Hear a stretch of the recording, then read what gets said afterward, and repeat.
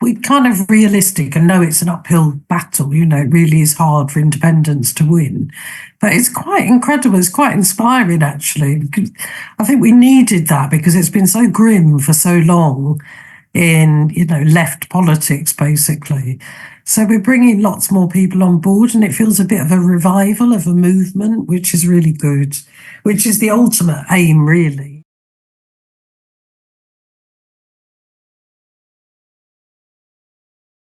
Yeah, I mean, I was a Labour Party member for many years, and I don't think my politics have changed that much, really. I always considered myself to be on the left and was a very active member. I held various positions in the Labour Party, the constituency, so as secretary, for example, and women's officer, I think, at one point.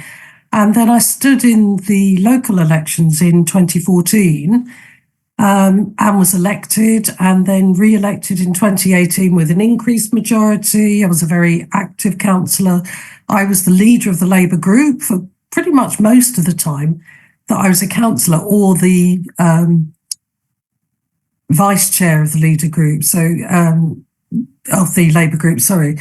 So kind of was very involved, and my problems really only started when 2015, where Jeremy put himself forward as the leader, a candidate.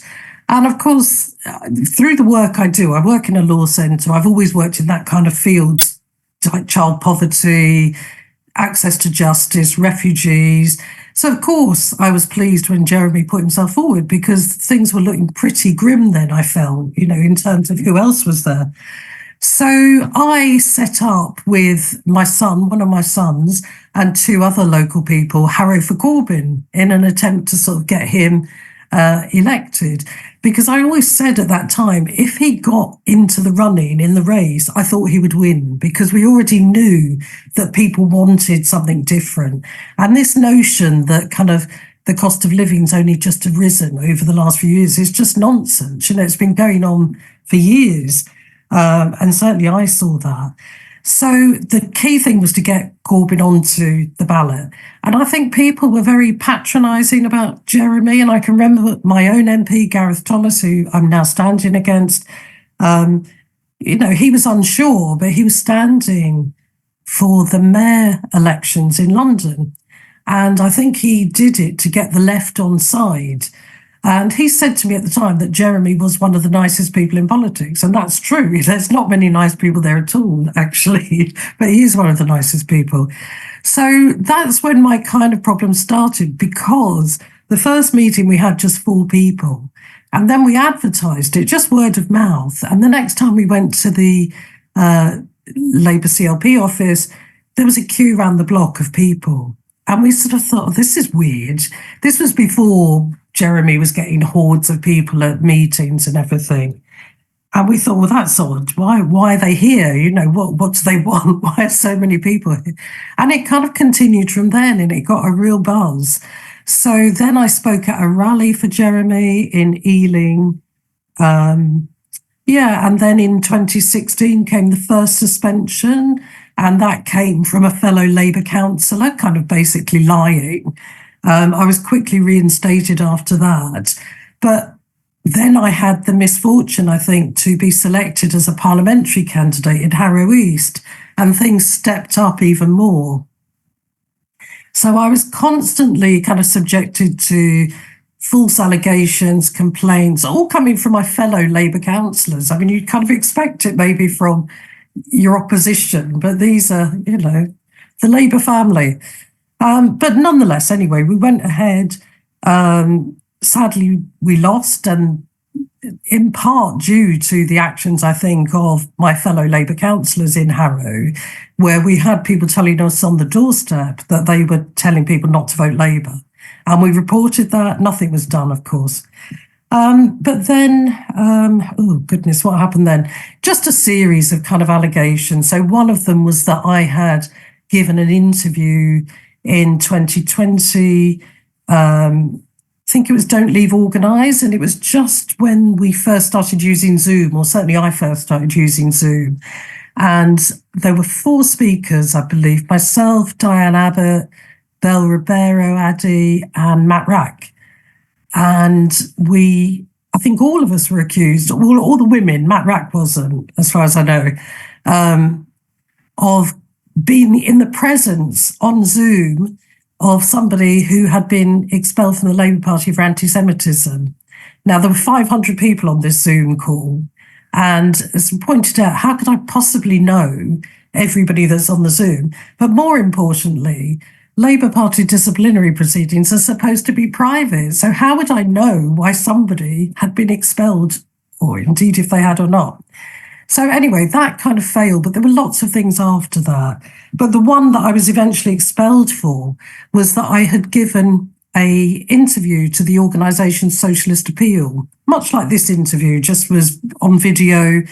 And the reason they interviewed me, like many other organisations at the time, it was because I had applied to be the General Secretary of the Labour Party. And I realised that, obviously was viewed as a very bad thing by some people. But I was interviewed for the job, didn't get it, hardly surprising. So I'd given an interview, and that was in May 2020.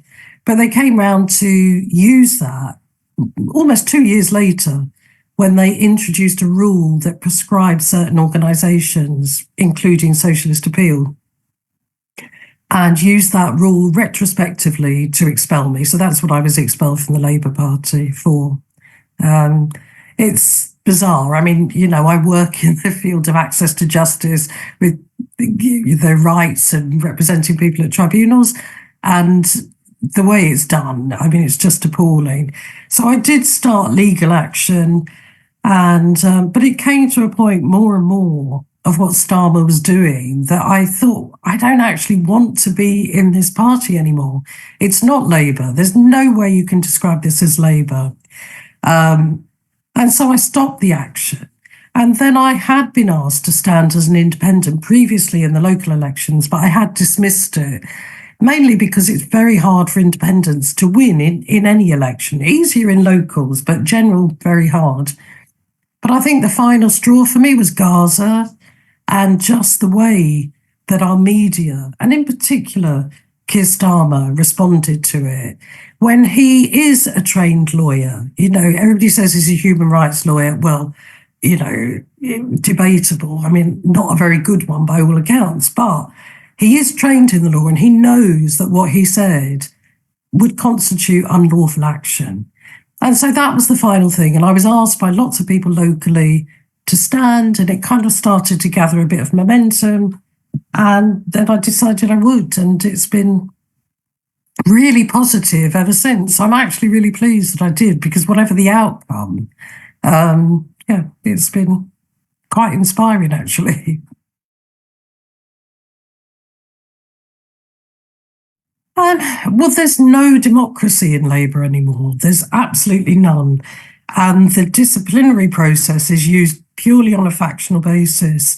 And so my worry is when he gets into government, as he no doubt will, how he's going to behave, because you need people who use rules in a neutral way, because people with power who use them in this factional way, it's so dangerous. So that's one of the things. He's taken the voice away from members. So members can't speak on anything. They can't go to certain things. During the time he's been leader, we've had various things like Black Lives Matters protests, and we've been criticised for going to them. It's quite incredible how Labour is now, because even during Tony Blair's time, it was never like this. So it strikes me that Starmer is somebody who's very weak and with power and with no ideas or principles, and that's a really dangerous combination. So that's the kind of internal stuff. But the worst thing, really, is his lack of policies or intention to do anything about resolving the many, many problems that we have in society. And I see people every day who literally do not have food to eat. They're going without food. The high rents, the kind of slums that people are living in. And people think of Harrow, oh, it's a leafy suburb, it's posh, it's got that school on the hill. There's such poverty here, you would not believe. And people found that when they came up to help me canvass in 2019, actually, who'd come from outside of Harrow.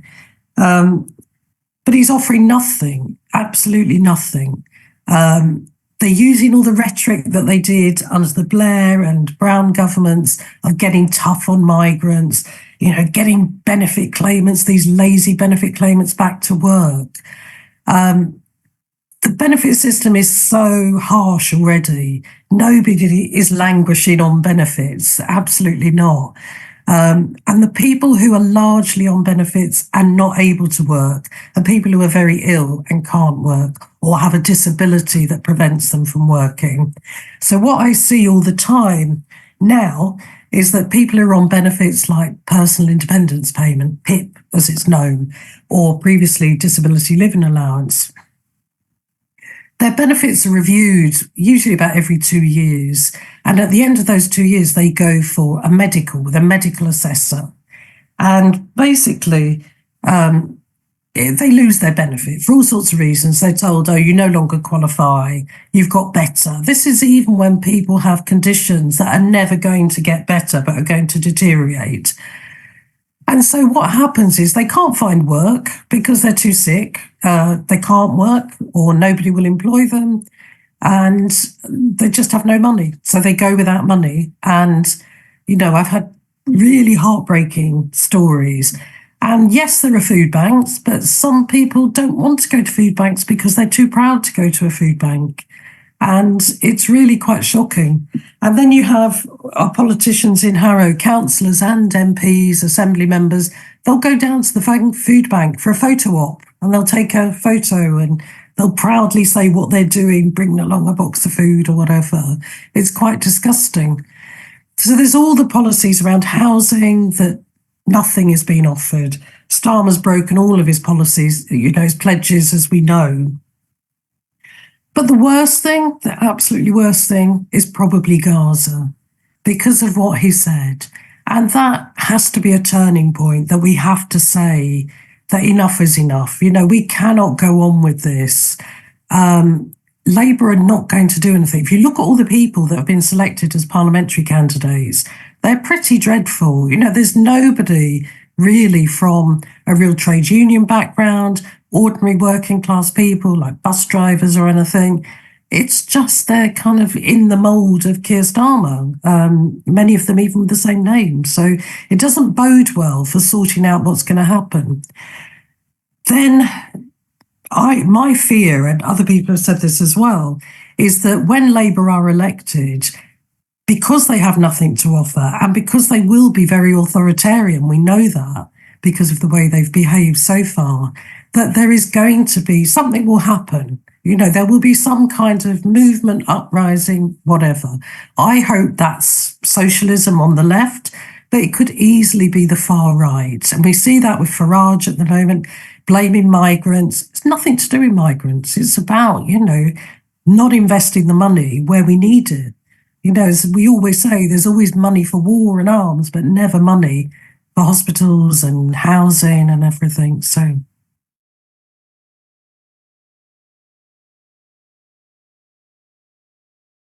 I grew up initially in Harlesden in an Irish, kind of mixed Irish Jamaican community. And my parents moved to Harrow when I was about 11, I think. So I spent part of my childhood in Harrow, in Wealdstone, which is quite a poor area of Harrow. But I did move out when I was older and lived in Islington for quite a long time, Finsbury Park, all around London. But I moved back in 2000 because at that time my mum was becoming ill. She was frail, she was a widow. I didn't realise, but she was in the early stages of dementia. So I became a carer for her along with my other sister. We kind of were carers. And we went through the whole system of trying to get support, trying to get help, having the combination of young children, but also an older parent that we were trying to care for.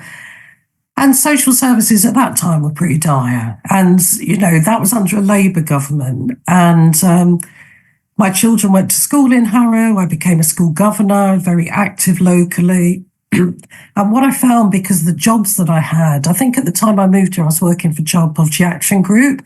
I'd find that lots of parents would ask me questions at the school gates about issues. And there was very few places that anybody could go to in Harrow to get kind of independent advice. So 14 years ago, 2010, well, I started in 2008 with the idea of setting up a law centre. And I did set up a law centre in Harrow that opened its doors in 2010. And I never really intended to work there, but it kind of took over my life with all the issues that were affecting local people.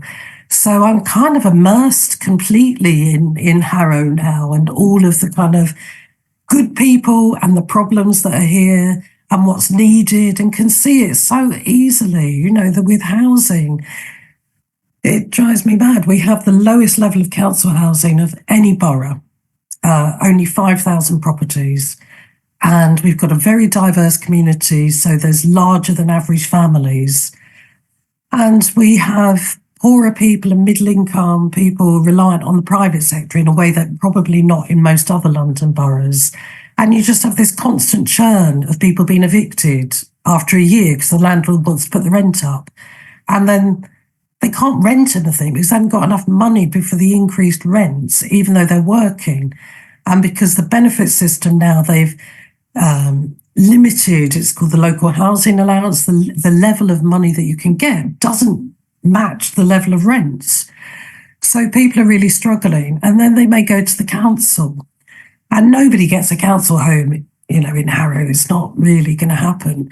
But what they'll be told is you can take private rented accommodation in Coventry or Birmingham. And, somebody will say, but I've got kids at the local school, I can't just take them out of school. And they'll say, well, we discharge our duty against you. And that, unless you have access to kind of help, legal support, you can't challenge that.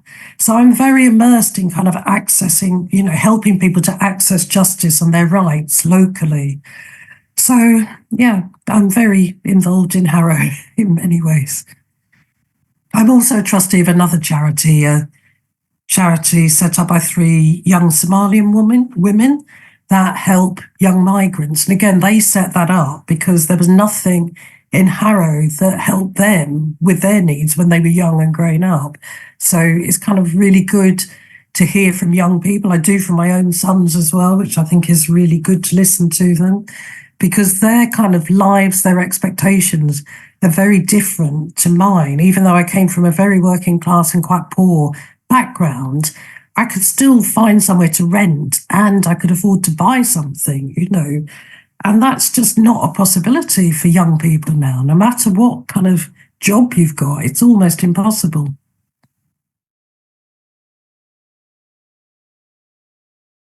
I'd say the people, and I've been involved in the kind of Palestinian campaigns locally and the national ones, and it's brought people together. But on the campaign now, we're on the doorstep, and the response we're getting is just so positive, and people are so kind to one another and helpful. We saw that during COVID, where people just set up informal groups to help their neighbours. But that happens all the time. So I think the people are the best thing, really. And we're such a diverse community. It's like every nationality is in Harrow. And it's good. It's really interesting place. And the food is good as well.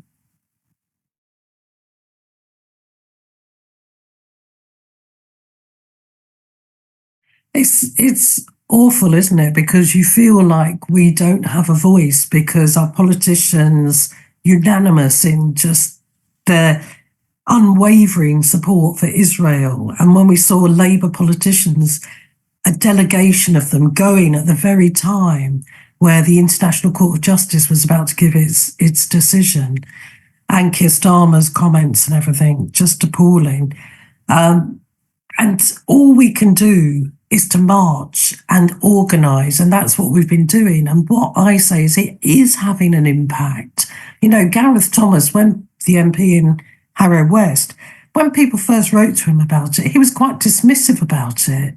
And now his emails back to constituents get longer and longer and longer. And you'd swear he'd been on every single march going, the way he talks about his commitment to Palestinian rights. But he's still a member of Labour Friends of Israel. He's never been on a march. He's never come out to talk to people when we've marched to his office. So it is having an impact. What I want is much more than a ceasefire, because we've gone beyond that. We obviously need a ceasefire, but we also need those responsible for genocide to be held to account, to be brought to justice.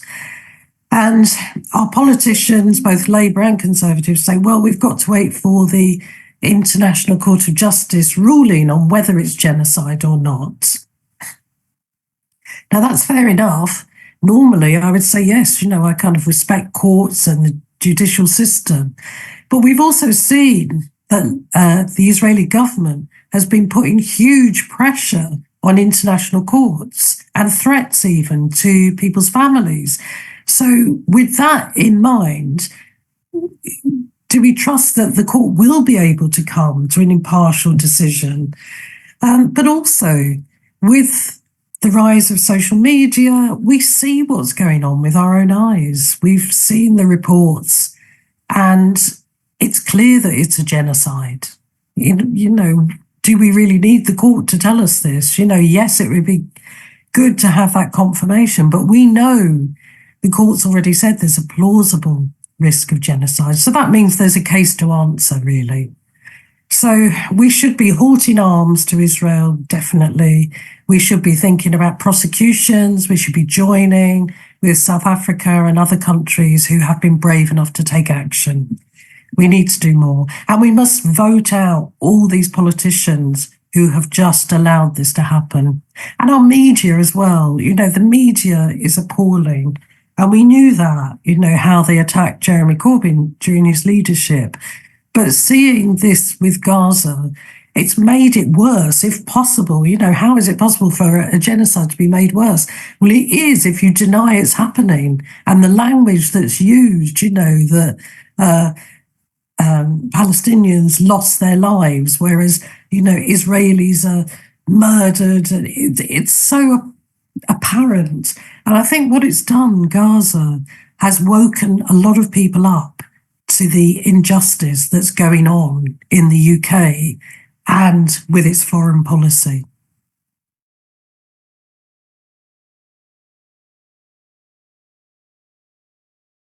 I suppose stop buying the kind of newspapers that promote all this rubbish, to speak out on any independent media like the Canary, Novara. There's a whole range of things. And people may not, I hear people complaining about all these different types of media, that they're not this enough or that enough. But actually, we need independent voices, because I pretty much stopped watching any news channels after the 29 election, because I saw how bad they were. Even the ones that people think are good, like Channel 4, were so biased that I just couldn't bear it. I've kind of gone back to it now, but with a far more critical eye. And if you take Ukraine, yeah, absolutely, people fleeing war in Ukraine should be welcomed. They are welcome. So they are assisted to come here on planes. They don't have to go on small boats. They come on planes. And when they get here, they're hosted in family homes. If that breaks down with the family, they then have the right, like a British citizen, to apply to the council for support, for help, for housing.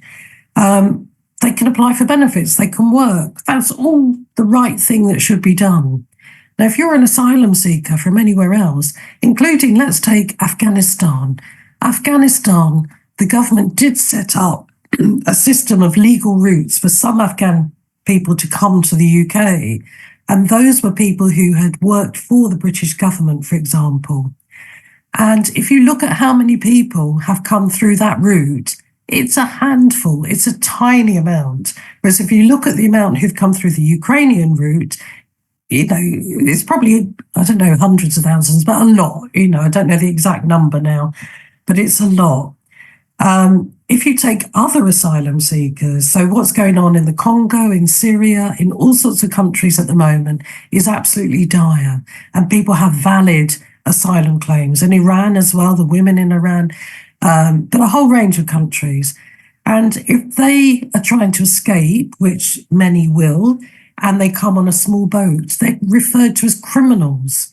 And when they get here, they are not treated well. So they're not said, let's get you a home and a host, and if you can't work, we'll help you.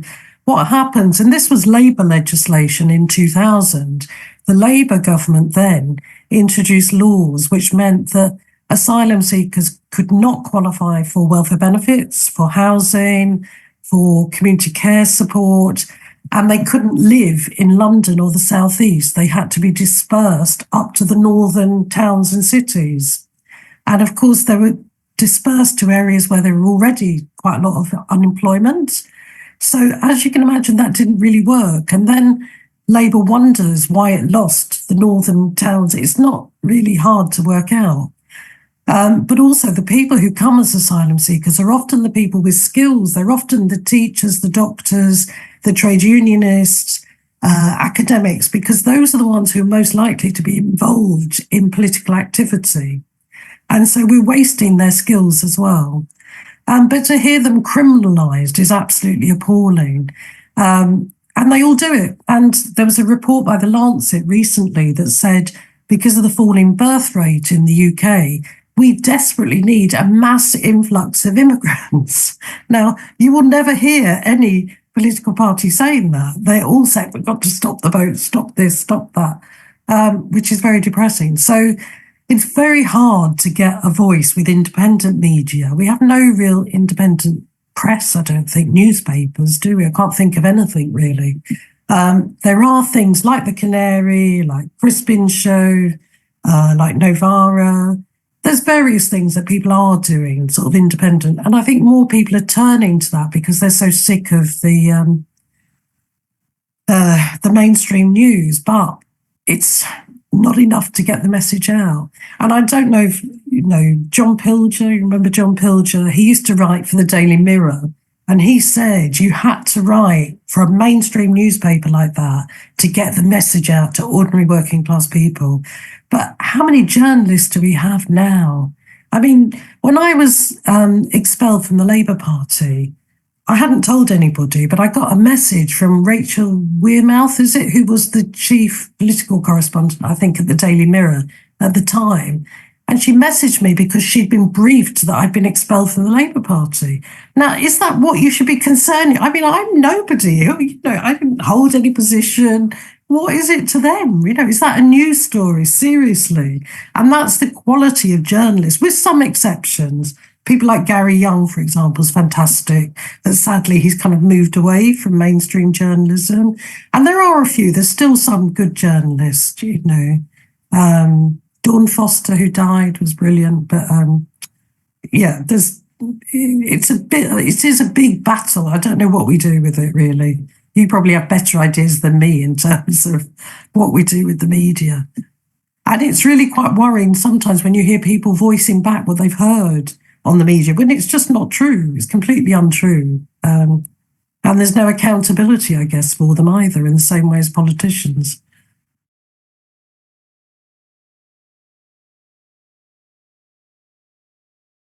So Gareth Thomas, he turned up for a hustings last week, but on Zoom, and he wouldn't come to the hustings at a mosque because of security concerns. Now, if you can't meet with your constituents, you shouldn't be putting yourself forward as an MP.